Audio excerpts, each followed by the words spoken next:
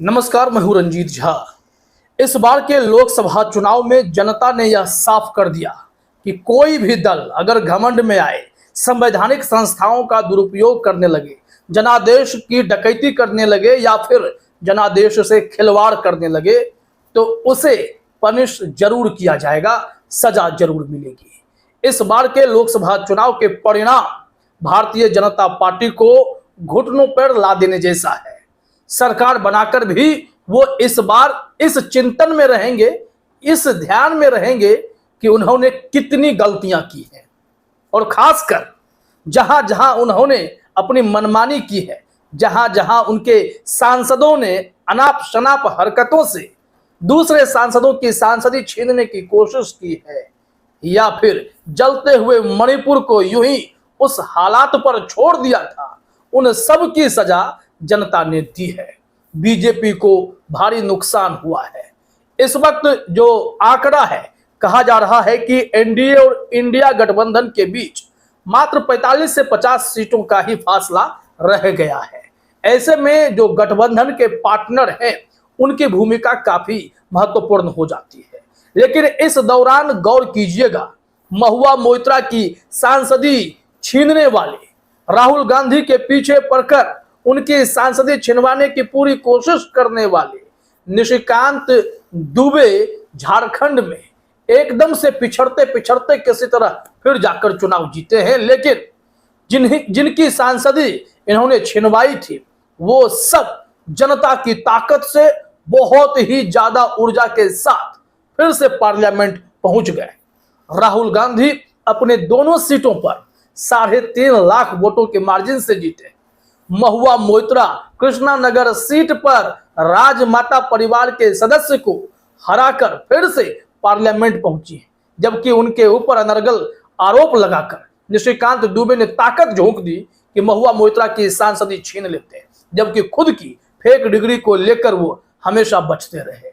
साथ ही साथ जिस एथिक्स कमेटी के चेयरमैन ने महुआ मोइत्रा की सांसदी छीने जाने की अनुशंसा कर दी थी, लोकसभा स्पीकर बिरला के सामने वो खुद अपना चुनाव हारे हैं, लेकिन महुआ मोइत्रा डंके की चोट पर चुनाव जीतकर फिर से पार्लियामेंट पहुंची है। तो ऐसे में साजिशकर्ताओं को मुंह तोड़ जवाब तो मिलना तय था और निशिकांत दुबे इसके सूत्रधार बन रहे थे, क्योंकि उन्हें महुआ मोइत्रा से बदला लेना था। लेकिन इस बार हालात बदल गए हैं, समीकरण बदल गए हैं। झारखंड में जनता ने भी इनका गुणागणित अच्छे से कर दिया है। दरअसल पूर्व मुख्यमंत्री हेमंत सोरेन को जेल भेजना भी इस बार बीजेपी को काम नहीं आया है। जितने पर थे उससे खिसक कर नीचे आ गए हैं। तो तमाम मामलों को अगर आप देखेंगे तो प्रभु श्री राम का आशीर्वाद भी नरेंद्र मोदी और भारतीय जनता पार्टी को नहीं मिला। जहां अयोध्या नगरी में प्रभु श्री राम का भव्य मंदिर बनवाया गया और आधे अधूरे मंदिर का उद्घाटन कराया गया, वहां से प्रभु श्री राम ने खुद ही कहा कि बीजेपी वालों निकल लो। तभी तो फैजाबाद अयोध्या में बीजेपी के लल्लू सिंह अवधेश पासी से चुनाव हार गए हैं।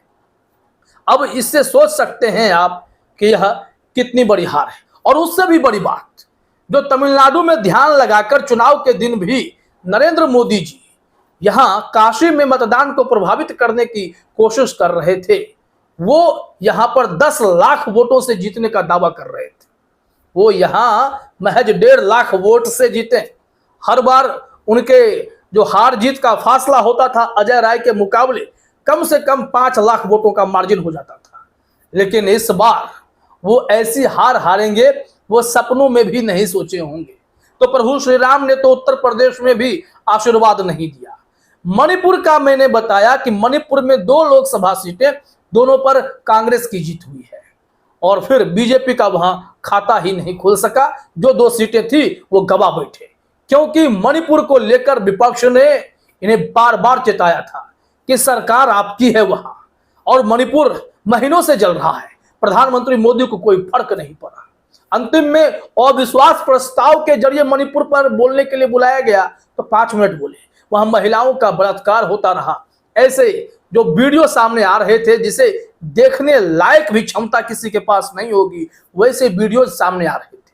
इन सब के बावजूद बीजेपी, अमित शाह, नरेंद्र मोदी अपने धुन में थे। नरेंद्र मोदी अमेरिका दौरा करते थे, ऑस्ट्रेलिया चले जाते थे और अमित शाह मीटिंग लेकर भी बस एक फॉर्मेलिटी कर रहे थे।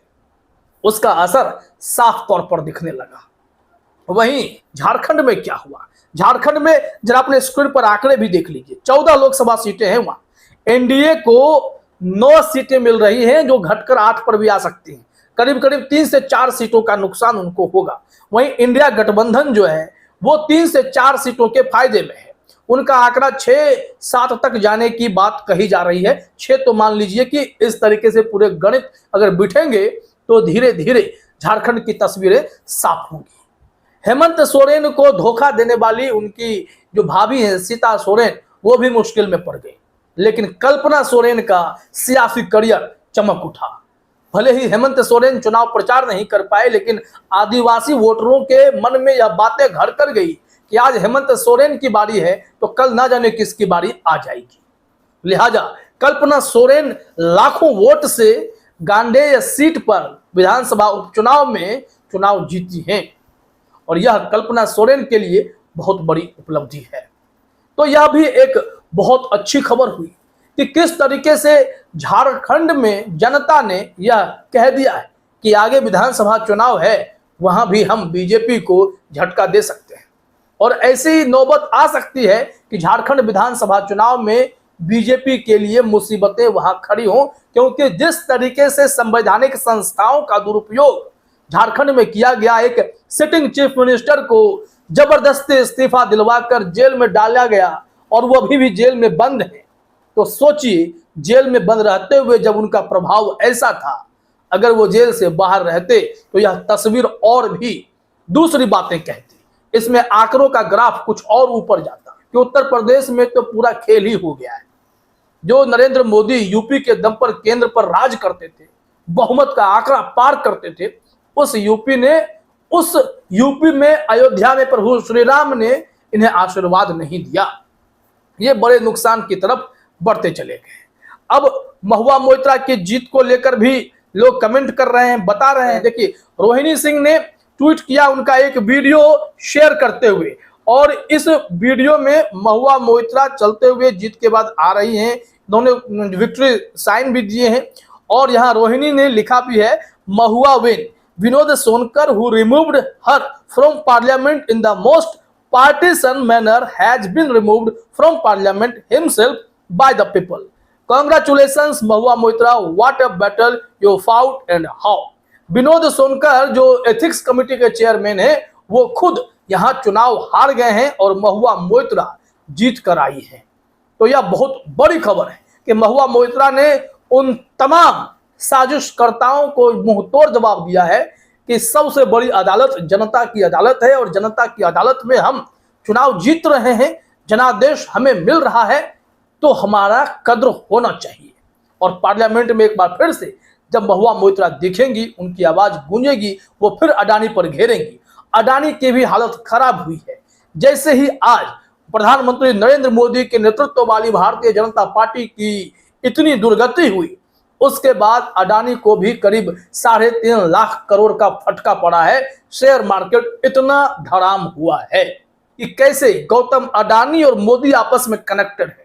राहुल गांधी ने कहा भी, आप स्टॉक के इस वक्त हालत देख चुके होंगे और समझ गए होंगे कि मोदी और यह जो अडानी साहब है, इनके बीच कैसा कनेक्शन है।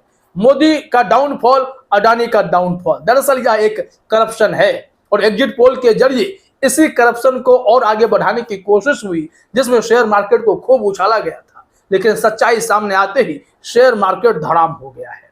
वहीं झूठा एग्जिट पोल करने वाले एक्सिस माय इंडिया के जो डायरेक्टर हैं प्रदीप गुप्ता रोते हुए देखे गए, खूब रोए। राजदीप सरदेसाई कह रहे थे, मैं तो इसे और रुलाऊंगा। दरअसल फर्जी आंकड़े जारी करने वाले यूं ही एक्टिंग करते हैं, और इससे पहले जब इनका सही होता था तो ये डांस करते थे स्टूडियो में और राजदीप साथ में डांस करते थे। तो वो भी एक दौर था। लेकिन अब इसे समराइज कीजिए आप।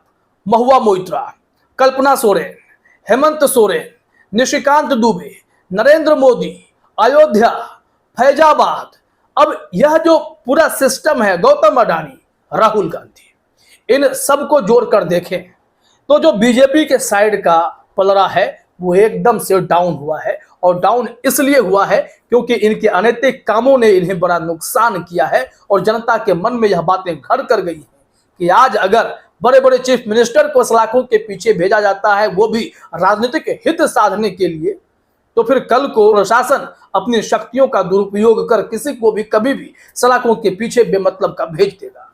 ऐसे में अब जो इंडिया गठबंधन है वो केंद्र में सरकार में आए या ना आए, लेकिन इतना मजबूत विपक्ष के तौर पर सामने रहेगा कि इनकी नकेल कसी जा सकेगी। कोई भी काम इनके लिए इतना आसान नहीं होगा कि वो पार्लियामेंट में कर लें। मनमानेपन पर सीधे रोक लगा दी जाएगी। तो देखिए अब नई सरकार किसकी बनती है, क्योंकि कोशिशें इंडिया गठबंधन भी करने जा रहा है कि सरकार उनकी भी बन जाए। फिलहाल इस वीडियो में इतना ही। आप सभी का हमसे जुड़ने के लिए बहुत बहुत धन्यवाद।